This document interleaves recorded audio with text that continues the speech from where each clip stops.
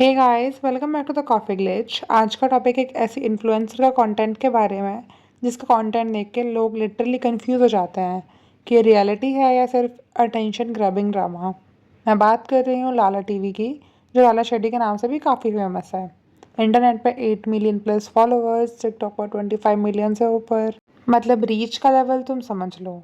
लेकिन जिस टाइप का कंटेंट ये बनाती है उसमें एक पैटर्न है, and that is personal mishaps, controversies और दूसरों की इमेज को डैमेज करके व्यूज़ लेना। देखो, नॉर्मली स्टोरी टाइम वीडियोस होती हैं रिलेटेबल, फनी, कभी इमोशनल। लेकिन लाला का स्टोरी टाइम वीडियो का जॉनरा ही अलग है। कभी एक दिन डेड सिस्टर की कहानी, दूसरे दिन पेरेंट्स का डिवोर्स, तीसरे दिन डैड पर चीटिंग एलिगेशंस और फिर ग्रैंडफादर के फ्यूनरल पे क्या कपड़े पहनना है। मतलब हर चीज़ एक कंटेंट बन सकता है। बट जो रिसेंट कंट्रोवर्सी हुई है वो एक रील की वजह से हुई है जिसमें वो अपनी डेड सिस्टर के बारे में बात करके रो रही है। ऑडियंस जेन्युइनली सैड हो गई, सोचा कि एक रियल मिसहैप हुआ है। लेटर पता चला कि she is talking about her unborn sister जो कि मिसकैरेज में थी। अब प्रॉब्लम ये नहीं है कि तुम अपने इमोशंस शेयर कर रहे हो, प्रॉब्लम ये है कि तुम डेलिबरेटली इसको एक तरह से प्रेजेंट कर रहे हो जिससे लोगों को शॉक लगे, सिंपैथी मिले और क्लैरिफिकेशन बाद में कैप्शन में छुपा के डाल दो। And that the viral funeral content 2024 में एक 91 ईयर्स ओल्ड ग्रैंडफादर जो कि उनके नेबर थे, उनके फ्यूनरल को फन बोला गया। एंड देन अपने ही ग्रैंडफादर के फ्यूनरल पर गेट रेडी विद मी बना दे वाइट, हंसना, कपड़े चेक करना, कैमरा सेट करना एंड प्राउडली सेइंग कि वैसे भी अपने ग्रैंडपा को पसंद नहीं करती थी। मतलब कोई basic sense of sensitivity is zero.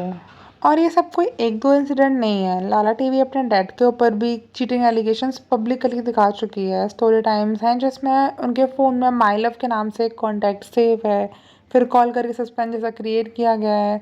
और अगर ये सच है तो अपनी मॉम से डिस्कस करो, इंटरनेट पर डायरेक्टली डालना कि is my dad cheating, that's obviously clickbait. और अगर ये स्क्रिप्टेड है तो आप अपने डैड की इमेज ख़राब कर रहे हो for the engagement.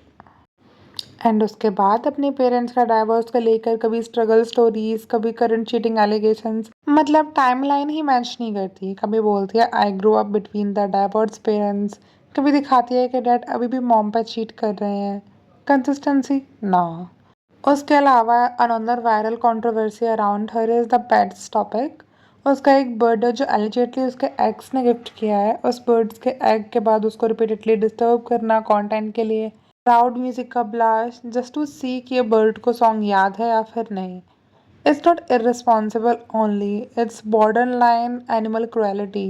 Loud music in the closed car is not cute, it's stressful and harmful. अपने पेट को इरिटेट करना for reels is not quirky, it's selfish. और ये ऑब्सेशन सिर्फ फैमिली तक और या पेट्स तक लिमिटेड नहीं है। फ्रेंड्स और एक्सेस को अपनी वीडियो में ड्रैग करना, कहानियाँ जिनमें वो जेलस दिखते हैं, टॉक्सिक बनाए जाते हैं और या फिर उनकी फैमिली ही प्रॉब्लमेटिक होती है। एक पैटर्न क्लियर है, हर स्टोरी में हीरो लाला होती है और विलन कोई और। इट्स माई ओपिनियन कि अगर हर बंदा आपकी स्टोरी में विलन है, आपकी लाइफ में विलन है, तो शायद प्रॉब्लम उनमें नहीं तुम में भी हो सकती है।